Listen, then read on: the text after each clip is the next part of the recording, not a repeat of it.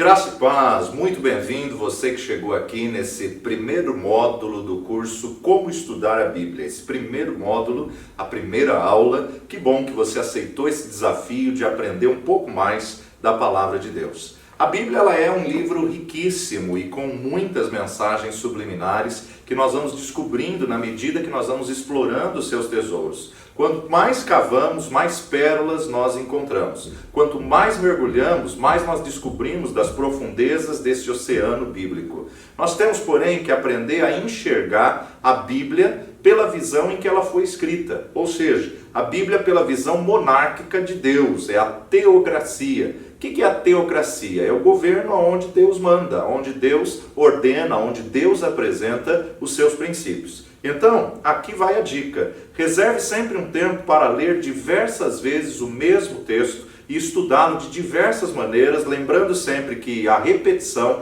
é a mãe do aprendizado. Não faça um auto-boicote, pegando apenas a apostila ou pegando apenas a última aula e querendo fazer a prova, preenchendo as perguntas da prova, nem muito menos fazendo uma aula achando que você já fez toda a matéria. Por melhor que seja a aula, procure sempre fazer o curso completo. Caso tenha aprendido tudo já dessa aula, aí sim você pode rever e você pode passar para outra aula. Caso você tenha perdido alguma aula ou tenha pulado alguma aula já ministrada, você pode voltar e pode assistir todas as aulas que estão aí no seu pacote, no seu curso. Ouça e assista quantas vezes forem necessárias. Aliás, outra dica bem interessante. É necessário você ouvir mais que uma vez para que você possa extrair o todo da revelação da Palavra de Deus. A Bíblia ela é um livro singular, ela é um livro especial que se distingue inteiramente dos mais valiosos compêndios da literatura já produzidos até hoje. Ela é um manual de questões relacionadas com a ética, com a vida espiritual, profecias e até eventos futuros que estão por acontecer. A Bíblia ela é algo real, ela é algo relevante, ela é algo útil, ela é algo histórico, mas ela é algo verdadeira.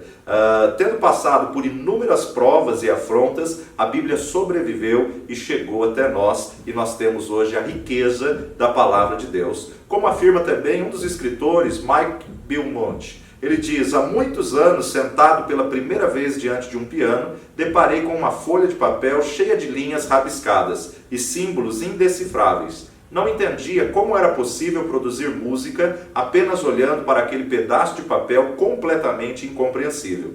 Obviamente, com o tempo, aquelas linhas e aqueles símbolos passaram a fazer sentido e aos poucos comecei a gostar de música.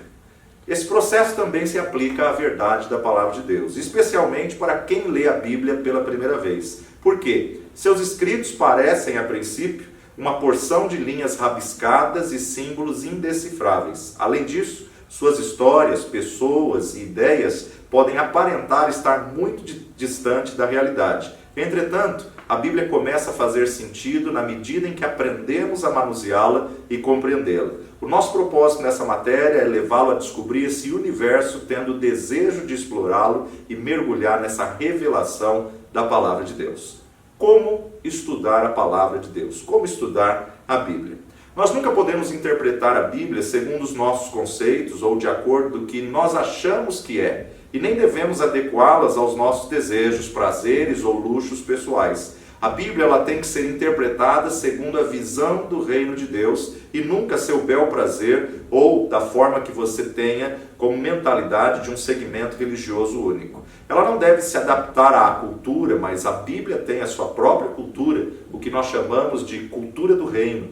Deus estabeleceu a sua lei e a Bíblia, na verdade, dentro desse reino, ela é a Constituição. A Constituição é a lei maior de uma nação, a lei maior de um reino. Então, ou nós aceitamos e submetemos a ela, ou então nós estaremos em desobediência.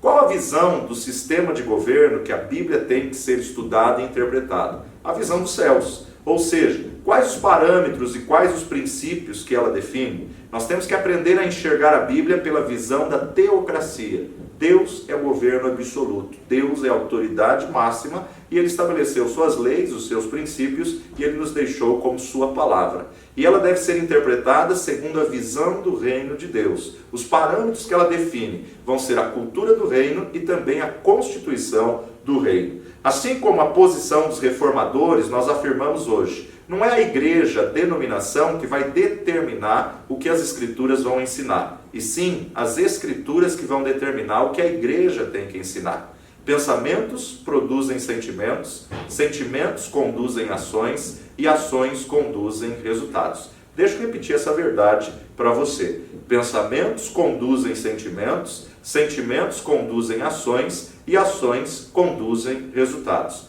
Para alimentar pensamentos, nós precisamos de informações. E conhecimento é poder. E poder é a capacidade de agir. Se você acha que a instrução está cara, experimente a ignorância. Já nos disse Benjamin Franklin. Como nós podemos gerar resultados diferentes se nós estamos sempre com o mesmo conhecimento? Então, através desse estudo, você vai mergulhar na revelação da palavra de Deus e vai explorar a riqueza dessa verdade bíblica. Nós temos que entender 4 passos. E quais são esses 4 passos? Nós só vamos gerar resultados diferentes se nós entendermos que pensamentos conduzem sentimentos, sentimentos conduzem ações e ações conduzem resultados. Para alimentar o pensamento, então, nós precisamos de novas informações, precisamos de um novo conteúdo, assim como Paulo nos declarou que nós possamos renovar a nossa mente com conhecimento. Então, que a cada dia você deixe o conhecimento da palavra renovar os teus conceitos, renovar essa verdade na sua mente. Nós estamos na era da tecnologia, na era da informação, e infelizmente nós estamos vivendo algo paradoxal. A nossa geração parece estar produzindo um povo biblicamente iletrado, com tanta tecnologia à disposição, com tanta informação à disposição. Muitas vezes a pessoa deixa a desejar porque não busca esse conhecimento. Apesar de tantos recursos, de tanta tecnologia à sua disposição, estamos vivendo uma geração rasa no conhecimento bíblico, uma geração virtualizada e espiritualmente enferma. E essa doença só pode ser curada com a busca pelo conhecimento. Temos que entender que para estudar a Bíblia nós temos que ter princípios de hermenêutica. Princípios de hermenêutica. A hermenêutica, na verdade, existem algumas regras, e a primeira regra da hermenêutica é que a Bíblia interpreta-se a si mesma. A Bíblia, por si mesma, ela se interpreta. Ou seja, a Bíblia ela é perfeita, ela é infalível, ela nunca se contradiz. Nela estão contidas suas próprias respostas para os questionamentos que o seu conhecimento proporciona. Portanto, quando você quer estudar a Bíblia, deixe ela falar por si mesma. Nada lhe acrescente ou nada lhe subtraia. Estude e sempre partindo do pressuposto de que ela é a autoridade suprema em questão de revelação, em questão de fé, em questão de doutrina. Portanto, nunca force uma interpretação que não existe no texto bíblico. Embora ela tenha uma linguagem reverente e de entendimento fácil a qualquer tipo de pessoa, nós temos que entender verdadeiramente o que ela está querendo dizer. As declarações da Bíblia são finais e são imutáveis, mas nós sempre temos que interpretar na visão do reino, sempre temos que interpretar na visão da cultura do reino, na visão da constituição do que Deus estabeleceu. Para qualquer tema e discussão, o importante é o que a Bíblia diz sobre isso. Vale a pena refletir sobre cada tema da atualidade, vale a pena refletir sobre cada cultura de cada região, confrontarmos com a palavra de Deus o que a palavra de Deus quis dizer acerca desse mesmo assunto.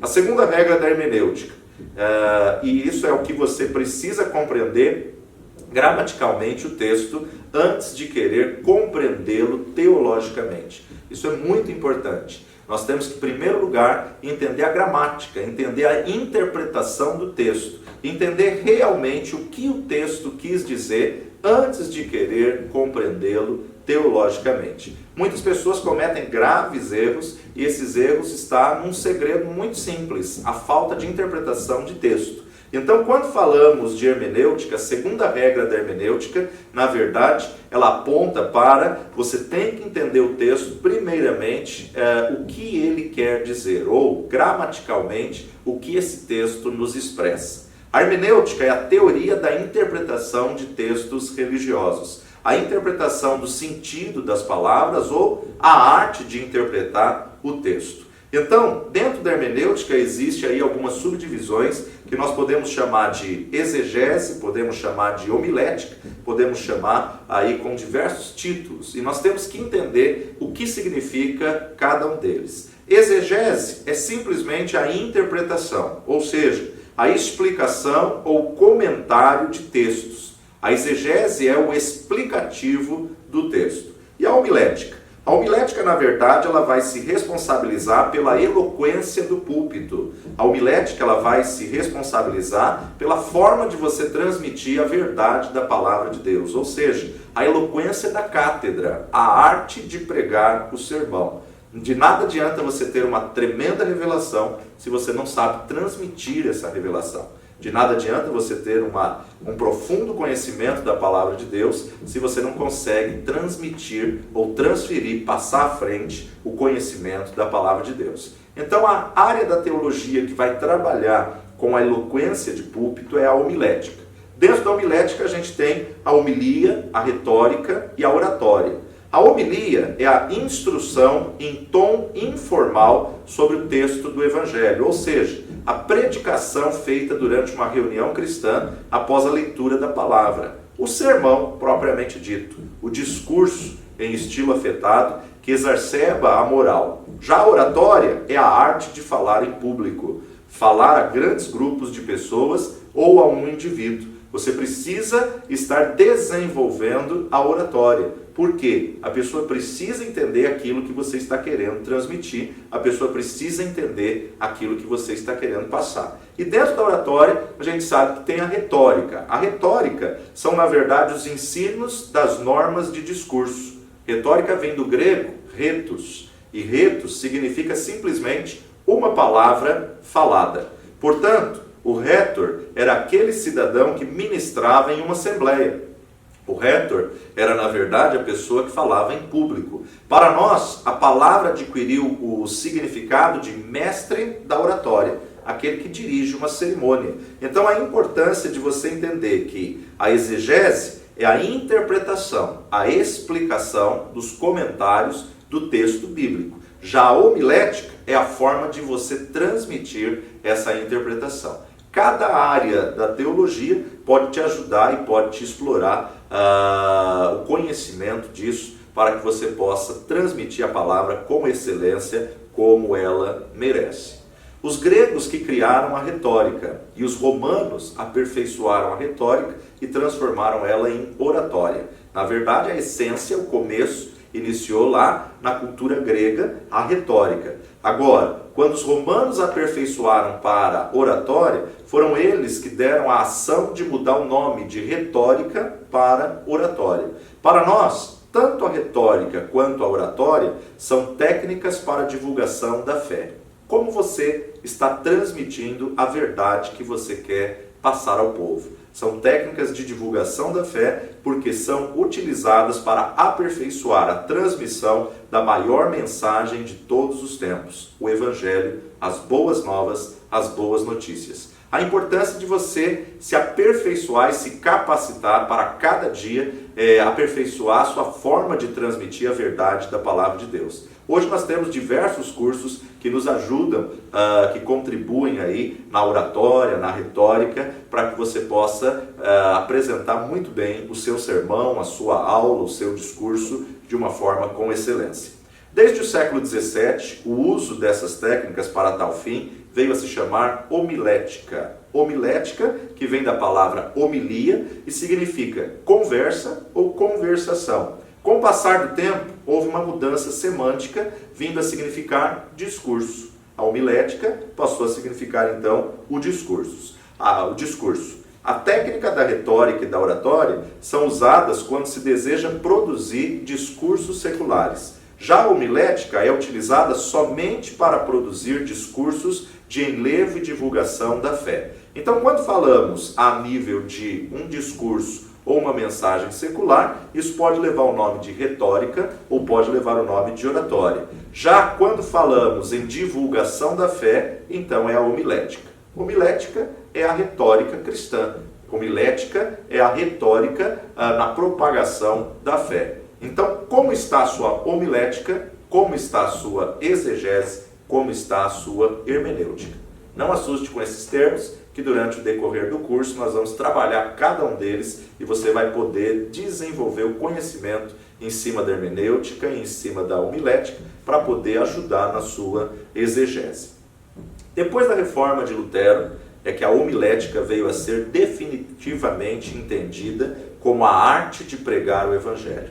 Então, depois de Lutero, é que ficou com essa conotação a arte de pregar a palavra de Deus, a arte de propagar as boas novas do Evangelho. A aplicação da homilética, portanto, tem como essência convencer o ouvinte a concordar com o orador ou com o pregador. O pregador está passando uma mensagem a qual ele crê, uma mensagem a qual ele aceita. E ele tem que, na verdade, convencer o ouvinte a concordar com aquela visão de entendimento que ele teve, na verdade, da palavra de Deus. Sendo a compreensão da mensagem o ponto mais importante, nós precisamos aprender a nos comunicar muito bem com o povo, comunicar muito bem com o público que nós temos, garantindo a recepção dessa mensagem, ou seja, que todos entendam claramente aquilo que nós estamos querendo transmitir. Ou pode acontecer de falarmos uma coisa e as pessoas entenderem outra. Isso é um grande e grave problema na interpretação. Nós precisamos tomar muito cuidado para que possamos ter a consciência que as pessoas estão entendendo exatamente o que nós estamos querendo dizer e, acima do que nós estamos querendo dizer, que as pessoas estão entendendo aquilo que a Bíblia está querendo dizer, aquilo que a verdade da palavra de Deus está querendo dizer. Assim, nós estamos bem preparados na aplicação da homilética, ou seja, a oratória e a retórica secular, e utilizando bem a hermenêutica, a interpretação do texto bíblico como ferramentas, nós teremos então cumprido bem uma etapa importante para desempenharmos o bom ministério da palavra, que é um chamado vindo de Deus. Nós temos que entender que falar é humano, mas pregar é divino. Falar é humano, mas pregar é divino. Tenha então isso em mente. Falar por falar é algo extremamente humano. Qualquer um fala, qualquer um apresenta um discurso, qualquer um vai discorrer com uma ideia. Agora, quando se está em frente de um auditório, pode-se até fazer um bom discurso e, dependendo da homilia, esse discurso, ele na verdade pode promover emoções, pode levar o auditório a lágrimas, pode levar o auditório a se emocionar diante da homilia que você está apresentando. Pode-se até fazer essas pessoas chorarem, mas isso não significa que está se fazendo uma pregação ou uma exposição de um sermão. Pregar é algo que vem dos céus pela inspiração do Espírito Santo de Deus. Se não houver uma intervenção divina, o que está sendo dito não passa de falatório.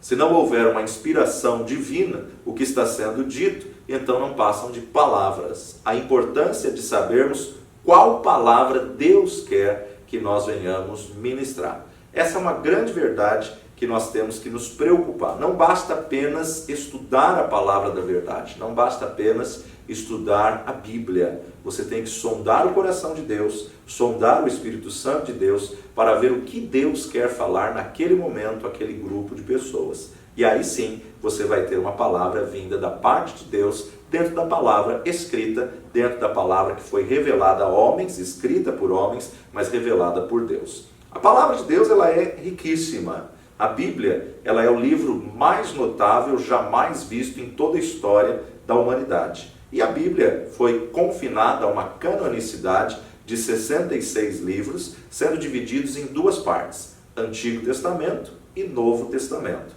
E, na verdade, ela está distribuída da seguinte forma: 39 livros, ou 39 coleções de livros, compõem o Antigo Testamento, e 27 livros vai compor o Novo Testamento.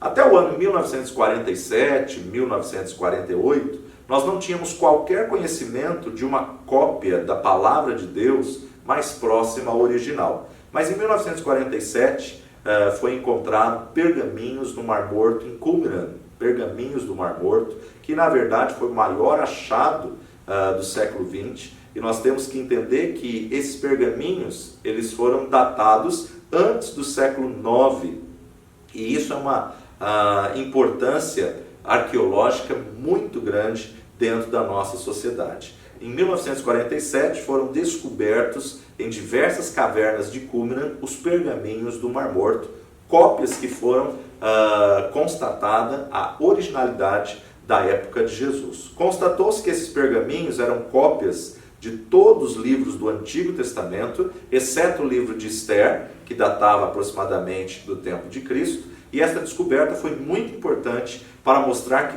poucas mudanças haviam ocorrido na palavra do Antigo Testamento ao longo de centenas de anos. Sendo assim, então, mais uma testificação da verdade da palavra de Deus, mais uma comprovação da veracidade do texto bíblico do Antigo Testamento.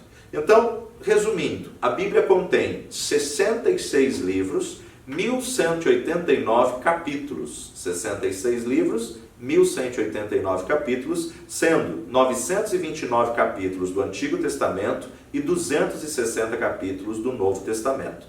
Isso é um compêndio de 31.163 versículos. 31.163 versículos e, dependendo da sua tradução, 773.693 palavras, ou em outra tradução, 810.697 palavras. Aproximadamente, a Bíblia apresenta a história de 2.930 personagens. Ela cita 2.930 personagens.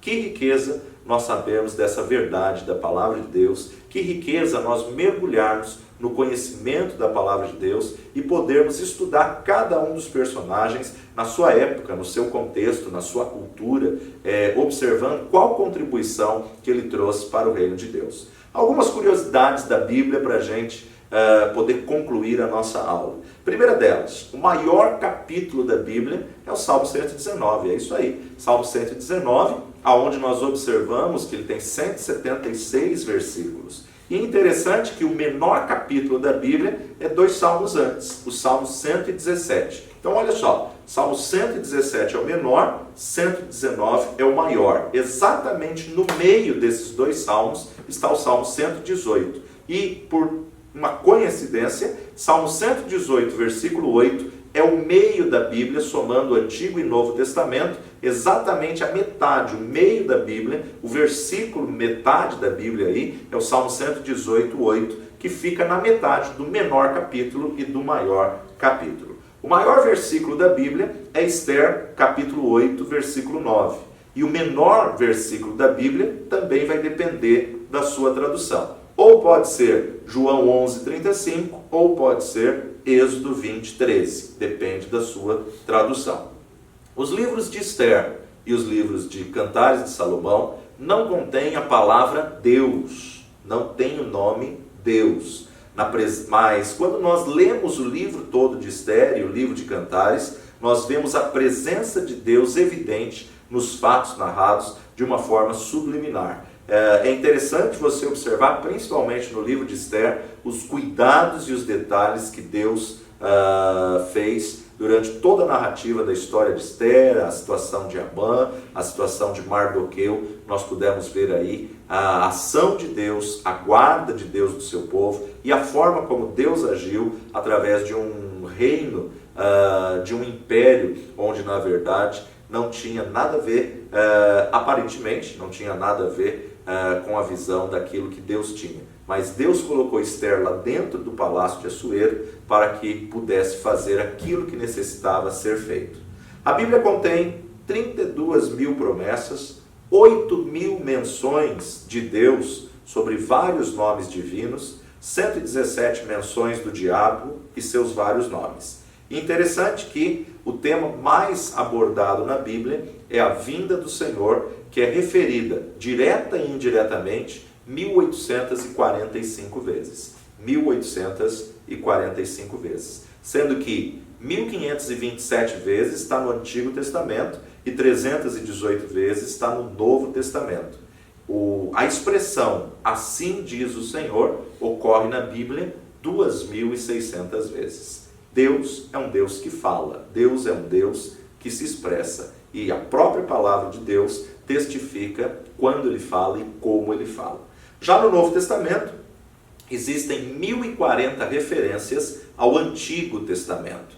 1.040 referências ao Antigo Testamento. E o Novo Testamento, o que ele mais aborda do Antigo Testamento são os Salmos. Embora sejam os cânticos do povo de Israel, eles trazem muitas palavras proféticas que se cumpriram na vida de Jesus, na vinda de Jesus e no ministério de Jesus. Então, grande parte dessas 1040 citações do Antigo Testamento é do livro de Salmos. Claro que também cita Isaías e cita outros profetas, como também cita o Pentateuco. Mas o que é mais citado no Novo Testamento é o livro de Salmos. Quantos livros contém a Bíblia, então? 66 livros, ao qual nós observamos que esses 66 livros foram divididos no decorrer da história em capítulos e versículos que nós explicaremos posteriormente. A Bíblia é uma grande biblioteca e o surpreendente é a consistência da sua mensagem. Embora ela tenha sido escrita em período diferente, ela, na verdade, traz uma grande mensagem de uma única só visão e um único só foco. A palavra em latim para Bíblia significa livros, e a palavra deriva de biblos. Biblos era uma cidade fenícia onde os pergaminhos para os rolos eram confeccionados e de onde eram explorados. Por isso que levou o nome Biblos. Era também o nome dado à folha de papiro preparada para escrita. Em grego, o termo Bíblia é derivado do vocábulo biblion. Biblion, no grego, que significa coleção de livros pequenos. Coleção de livros pequenos. Ao rolo pequeno de papiro, os gregos chamavam biblion. E o plural de biblion se chama Bíblia. Aí então você sabe de onde vem a origem e a raiz da palavra Bíblia. Do latim significa simplesmente livros e se deriva da palavra biblos. Do grego, a Bíblia é biblion. Biblion era o que os gregos chamavam ao pequeno rolo de papiro e o grupo ou plural desses rolos que se chama Bíblia. Antes do surgimento da escrita, nós podemos entender que a revelação divina ela era conservada pela tradição oral. A invenção da escrita foi um extraordinário avanço para a civilização, permitindo assim registrar e recompor com segurança a história e muito mais. No processo da revelação divina, deixou registrado aquilo que Deus queria falar ao seu povo.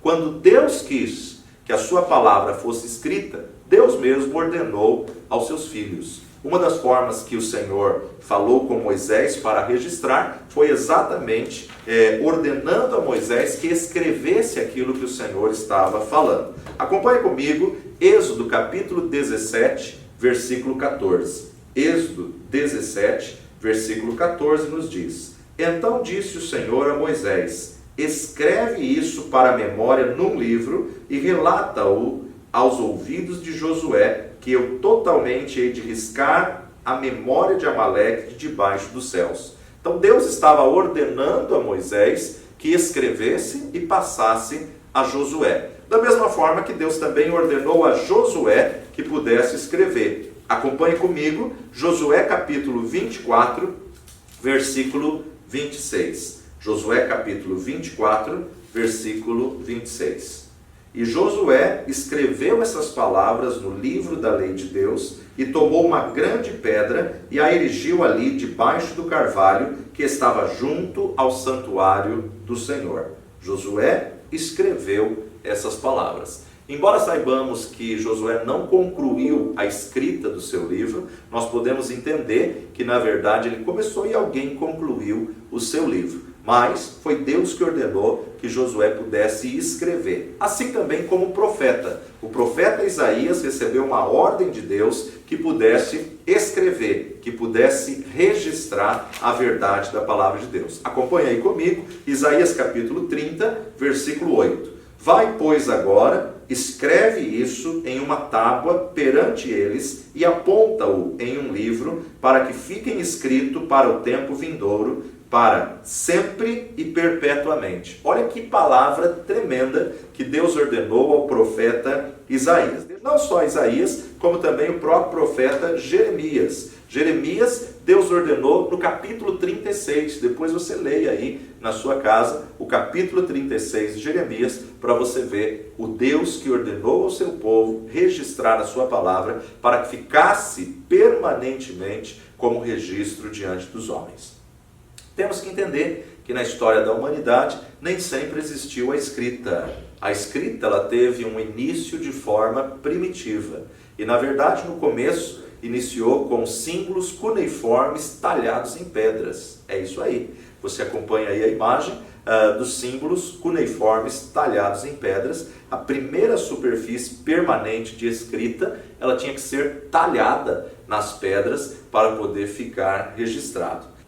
Na Bíblia, a primeira referência à escrita são os 10 mandamentos. Os 10 mandamentos que foram escritos em tábuas de pedras que Deus entregou nas mãos de Moisés e Moisés então apresentou ao povo. Ou seja, a primeira forma de escrita registrada na Bíblia foi quando o próprio Deus entregou ao mediador do Antigo Testamento a palavra dele em pedras, tábuas de pedras. Já a primeira caneta foi um cinzel. Na antiga Babilônia, o barro era utilizado para escrever. O barro era amoldado a pequenas tabuetas em tijolos finos, achatados e retangulares, que na verdade, na época, eram chamados de tabletes de barro, né? Ou hoje a gente tem os tablets, mas na época eram os tabletes de barro que eram usados para poder registrar alguma coisa importante, algum documento importante. As palavras eram prensadas em barro macio e com um estilete em forma de cunha, eles eram então talhados e depois eram colocados ao sol para que pudessem secar e ficar registrado aquilo que tinha sido colocado nesse tablete de barro. Há muitos arqueólogos que encontraram bibliotecas inteiras de tabletes de barro. Isso é um grande achado e algo muito interessante. Mas no decorrer da história, nós observamos que muitas pessoas, muitas vezes, deixavam recados registrados em pequenos pedaços de cerâmica que foram encontrados. Pequenos pedaços de cerâmica, como se fossem cacos de vasos quebrados, aonde tinham ali recados e informações, avisos que podiam ser vistos ou levados para outras pessoas. Devemos então anotar e levar em conta que muitas vezes eles faziam listas e descrições, seja para a guerra ou seja para alguma conquista grande, eles colocavam em pequenos cacos de barro. E a tinta, ela era feita de uma fuligem misturada com óleo ou com goma para que aquilo ficasse afixado nesses tabletes ou nesses cacos de barro. Antes das construções das pirâmides, os egípcios antigos tinham aprendido a fazer o papel da polpa, ou seja, o talo interno dos juncos do papiro do Nilo, né? Muito famoso na antiguidade, os papiros do Nilo. Por quê? Esses juncos cresciam em áreas pantanosas do Egito e os egípcios tinham descoberto uma forma de fazer o papel da polpa do papiro do Nilo. Ainda molhados, os talos grossos eram empilhados e batidos até se transformarem numa superfície plana como um papel. A palavra papel vem do original papiro. E depois que essa folha secava ao sol, ela poderia então ser usada para escrever. Só que, claro, isso era muito caro, somente os reis é que poderiam ter acesso a esse tipo de papel, porque o papiro na época era uma grande descoberta e de grande importância, mas ele era caríssimo. Depois de seco, ele tinha que ser lavado e tinha que ser raspado, e aí então ele poderia ser escrito. E caso ele necessitasse ser corrigido ou ser reescrito, poderiam raspar aquela escrita e reusar aquele papiro. As canetas egípcias foram escovas feitas de junco e a tinta era derivada de plantas e insetos. O couro, ele tinha uma utilidade fundamental, que na verdade, a gente sabe que o pergaminho vem do couro da pele de animais, seja pele de ovelhas, pele de cabras, pele de bezerros ou pele de antílopes, era posta para secar, era raspada e era limpa, e então se fazia um material chamado de pergaminho. Para escrever a palavra de Deus, a cada livro foi composto um pergaminho. E esse pergaminho, na verdade, era a costura de muitos couros de animais que, na verdade, compunham o rolo do pergaminho. Aliás, a palavra hebraica para livro, ela tem o significado, o sentido de raspar, porque o couro tinha que ser raspado para que pudesse, então, fazer o pergaminho. Depois dessa etapa, a pele era esticada e era batida até ficar achatada e pronta para receber, então, a tinta no qual viria a escrita. As canetas eram feitas de junco, com uma das extremidades encurvadas e dividida. Aí, então, você tem um conhecimento de como surgiu a escrita, como surgiu o registro dessa escrita. Para concluir a nossa aula de hoje, nós também vamos saber como que a palavra de Deus foi chamada no decorrer dos livros bíblicos. Dependendo de cada autor, ele usou um termo para poder se referir à palavra de Deus, ou mais termos pelo mesmo autor. A Bíblia, ela foi chamada de Escritura de Deus quando foi registrada por Moisés em Êxodo, capítulo 32, versículo 16. E aquelas tábuas eram obra de Deus, também a Escritura era a mesma Escritura de Deus esculpida nas tábuas. O próprio Deus inspirou Moisés a registrar esse texto, chamando as tábuas da lei como Escritura de Deus. Já o apóstolo Paulo, em 2 Timóteo, capítulo 3, versículo 15, quando deixou essa carta para Timóteo, ele chama de Sagradas Letras, ou dependendo da sua versão, Sagradas Escrituras. 2 Timóteo, capítulo 3, versículo 15, nos diz: e que desde a tua meninice sabes as sagradas letras que podem fazer-te sábio para a salvação, pela fé que há em Cristo Jesus. Mateus capítulo 12, versículo 5. Ou não tendes lido na lei que os sábados, os sacerdotes do templo, violam o sábado e ficam sem culpa? Observe que o próprio Jesus está dizendo na lei. Na lei, ele chamou o Antigo Testamento, chamou o Pentateuco, a lei. O profeta Daniel, no capítulo 10, versículo 21, nos diz: mas eu te declararei o que está escrito na Escritura da verdade, e ninguém há que se esforce comigo contra aqueles, e não ser Miguel, vosso príncipe, a não ser Miguel, vosso príncipe. Daniel, então, chama de Escritura da verdade. Já o livro de Atos, escrito por Lucas, no capítulo 7, versículo 38, nos diz: este é o que esteve entre a congregação no deserto, com o anjo que lhe falava no monte Sinai, e com nossos pais, o qual recebeu as palavras de vida para nos dar. Palavras de vida é a forma como Lucas, o escritor de Atos, registrou. Todo o Salmo 119, ele é uma homenagem à palavra de Deus, ele é um reconhecimento à palavra de Deus. Claro que não vamos ler os 176 versículos, mas em cada um dos 176 versículos se refere à palavra de Deus, que ora vai ser abordado como os mandamentos, ora como prescrições, ora como preceitos, ora como decretos e ora como testemunhos. Já Romanos capítulo 3, versículo 2, carta aos Romanos, escrita pelo apóstolo Paulo, capítulo 3, versículo 2, nos diz oráculos de Deus. Muita em toda maneira, porque primeiramente as palavras de Deus lhe foram confiadas. Nessa versão, palavras de Deus. A outra versão que nos diz oráculos de Deus. Salmos capítulo 19, versículos 7 a 10. A lei do Senhor é perfeita e refrigera a alma. O testemunho do Senhor é fiel e dá sabedoria aos simples. Os preceitos do Senhor são retos e alegram o coração. O mandamento do Senhor é puro e alumia os olhos. O temor do Senhor é limpo e permanece eternamente. O juízo do Senhor são verdadeiros e justos juntamente. Mais desejáveis são do que o ouro, sim, do que muito ouro fino, e mais doces do que o mel e o licor dos favos. Então você observa aí o salmista abordando como lei perfeita, como testemunhos, como ensinamentos, como preceitos, como mandamentos e como temor.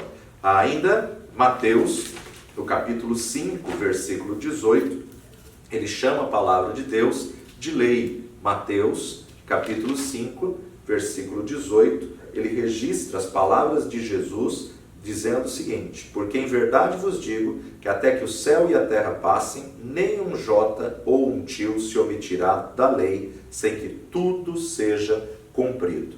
Então, você observa aí o escritor Mateus registrando a palavra de Deus, escritas de Jesus, a fala de Jesus sendo dita como lei. Já Pedro, na sua carta, na sua epístola de 1 Pedro, capítulo 1, versículo 25, nos diz a palavra da profecia. 1 de Pedro, capítulo 1, versículo 25. Mas a palavra do Senhor permanece para sempre. Esta é a palavra que entre vós foi evangelizada.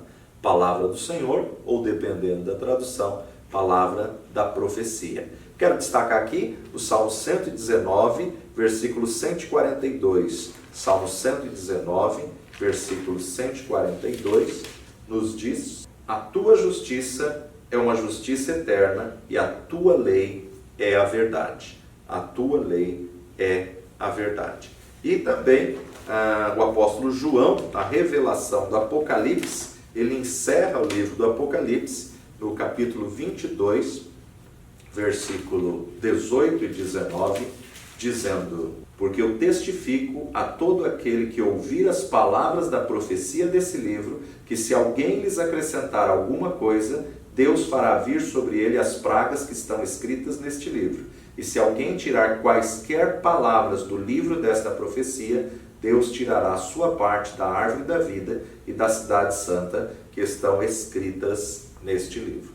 Então, que possamos entender essa verdade da palavra de Deus, que ela por si só se explica, ela por si só se interpreta, essa verdade da palavra de Deus imutável, essa verdade da palavra de Deus registrada e que chegou até nós com uma grande lição de aprendizado da palavra que veio dos céus, da palavra inspirada por Deus, sim, escrita por homens, mas divinamente inspirada.